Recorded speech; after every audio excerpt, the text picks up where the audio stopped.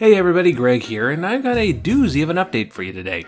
If you've been following me on various social medias, you might already know what's going on, but for those in the dark, I'm going to be focusing on the Pop Arena as my full-time job. Yes, I have quit my day job to pursue a career in online entertainment. My parents are so proud. So what does that mean? Well, hopefully by the time August rolls around, I'll be producing 2 videos a week. A workload unprecedented for this channel, which has, at times, gone months between content. I haven't settled on which 2 days yet. I originally thought Tuesday and Friday, but then I'd be competing with Vlogbrothers, and nobody competes with Vlogbrothers.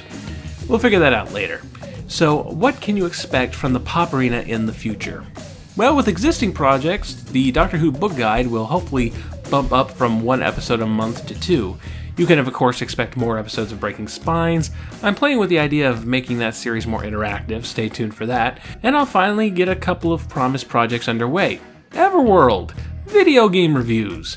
Sorry about the delay on the video game reviews, by the way. It turns out it takes about 12 times longer and uses 1,000 times more disk space to talk about video games than it does books. Who knew? You may also have noticed that I am slowly but surely restoring the older requested videos that were lost with Blip's closure and putting them on YouTube. You can expect that to keep happening in addition to my 2 videos a week. Some are YouTube friendly from the start, while others are going to require a bit of re-editing to be allowed. Speaking of requests, yes, this means I can really dig into the mountain of requests I have. Some of you have been waiting a very long time for these, and I appreciate your patience. I hope I don't let you down in the final product. Let's see, what else? I've got a podcast in the works, not entirely related to this channel, but I think it has a fun concept, and I'm chatting with a really awesome company, so keep an ear open for that. So yeah, there's a lot happening.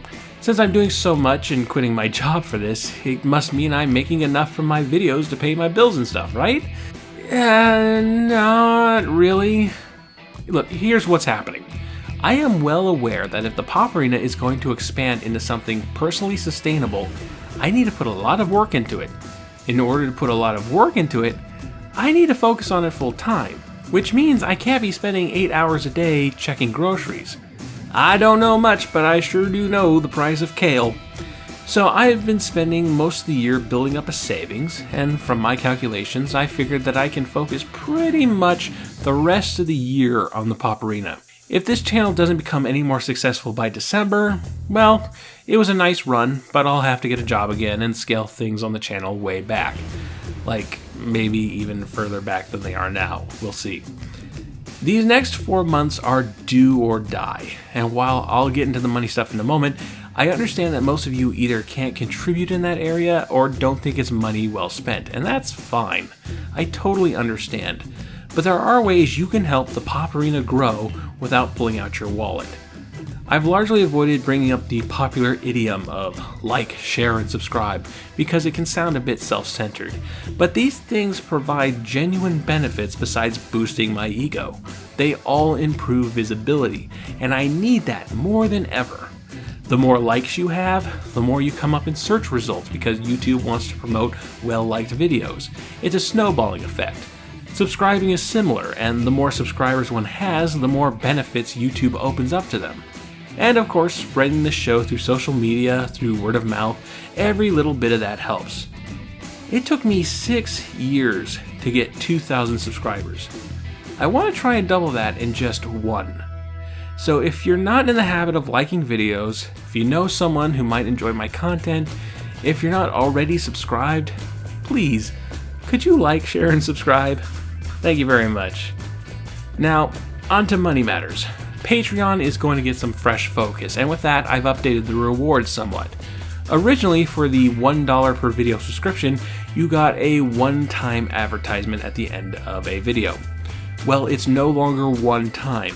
Now, $1 per video or more subscribers can advertise their own content on a rotating block, 2 of them at the end of each episode of the Doctor Who book guide, plus links in the video description. $5 per video subscriptions get that, plus early access to content and some exclusive videos. Right now it's just commentaries, but additional stuff is in the works now that I don't have to remember the code for seedless watermelon. I'm certainly open to ideas. If there's something you'd like to see from me, something that might entice you to join Patreon, I'm all ears. As for donating and requesting reviews, that system is still up and largely unchanged, though I must emphasize that the list of requests is large, and even with doing roughly 8 videos a month, it will take time to get to any new requests.